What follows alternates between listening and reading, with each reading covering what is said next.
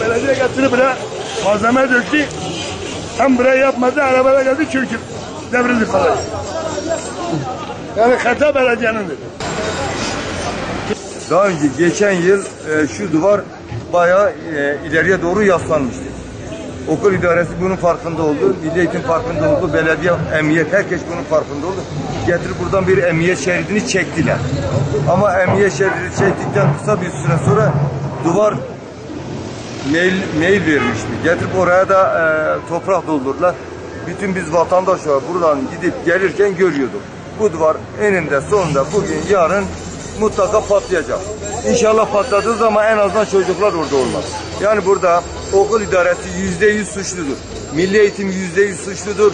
Belediye %100 suçlu. Bunlar vazifelerini yapmamışlar. Resmen insanların ölüme terk etmişler. Yani burada 3 tane insan, 10 tane insan ölebilir. Belediyecilik, milli eğitimcilik, okulculuk böyle. Okulun müdürü var burada. Öğrencileri dışarıya alsın, almasın içeriye. Boykot gibi bir şey yapsın. Milli Eğitim o zaman mecbur yapacak. Milli Eğitim yapıyorsa belediye yapar. Birileri yapacak. Ama elin çocuğu burada ölecek, hiç kimsenin de umurunda olmayacak. Nasılsa yakın bir şeydir bu. Ben öyle bir vatandaş olarak böyle düşünüyorum. Milli Eğitim %100 suçludur, belediye buraya suçludur. Çatlak okul idaresi başta suçludur. Bir yıldır çatlak değil. Söyleyeceklerim bundan ibaret. Bir ayda orayı kapattım.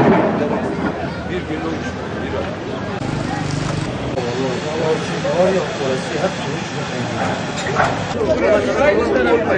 Ya zaten ona yakışan buydu, gelmesi lazımdı. Ya ben de burada. Ama gelmemişse bugün biz onu davet edemeyiz ki. Demeyiz ki Sayın Başkan buyurun gelin buraya. Değil mi?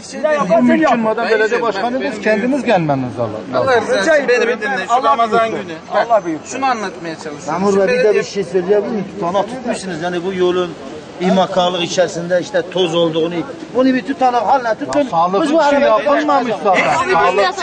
İkincisi burada bu konuyla ilgili ifade vermek isteyen herkes gelsin, karakola götürelim, şimdi notlarını alalım. İfadeni de söyle de resmiyete geçsin, mahkeme safhasında belediye başkanına öyle yapalım yani. Şimdi burada bunu kamyonu kaldırmamanın bir anlamı yok. Allah korusun bak elektrik kaçağı olur. Çoluğun çocuğun biri düşer. Bir anlamı yok belediye başkanı. Çünkü hep bu işler böyle. Aramızda kavga dövüş Demek istediğimiz şu, buradaki tutanak adam akıllı tutulsun, hakkı neyse tutulsun. Bize müsaade edin. Biz güzelce bir işlem yapalım şurada. Arkadaşlar hepsini yapıyoruz. Arkadaşlar olur mu öyle bir şey? Diyarbakır'da olsaydı bir şey demedim ama orada bir saniye yolda. Gelsin burada kendini görsün, bir konuşsaydı ondan sonra. Ne o? Ben de siz düşünüyorum. Onlara dövüş etmiyorum. Yani bir gelsin ondan sonra. Gidelim yerinde görelim. Şimdi yani usulü Ya o kadar beyefendi bir belediye başkanı 5 tane vatandaş burada hastanede yatıyor. bir belediye başkanı görevlidir. Gelmesi lazım. Gelmesi lazım. Çekeceği zaten 6 ay önceden belliydi. Getirdi buraya toprağı doldurdu. Hiçbir çalışma yapmadan Ona söylediler. ben de onu anlatmaya çalışıyorum. Dedi ki bir başka şey yerden olmuyor. para kısacak diye buraya geldi bile yaptı. Dedi bir şey olmuyor. Gelsin bakayım ona diyoruz bakayım olmuş olmamış bu kelime için diyoruz gelsin. Sen diyor bir şey olmuyor. Ben gelmesin demiyorum.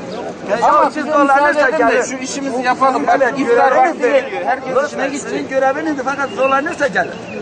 Şimdi gelin dolanırsa gelin. Ben siz gidin belediyede görüşün. Ne olur şurayı boşaltın da. Ben insanın bizzat canı belediye yanlış ya. başkanı Ben bir de gideyim görüşmek adamın gittim. yanına. Salonda beni içeri görüştüremedi. Adam ben nereye gideyim ya? Ya bugün değil.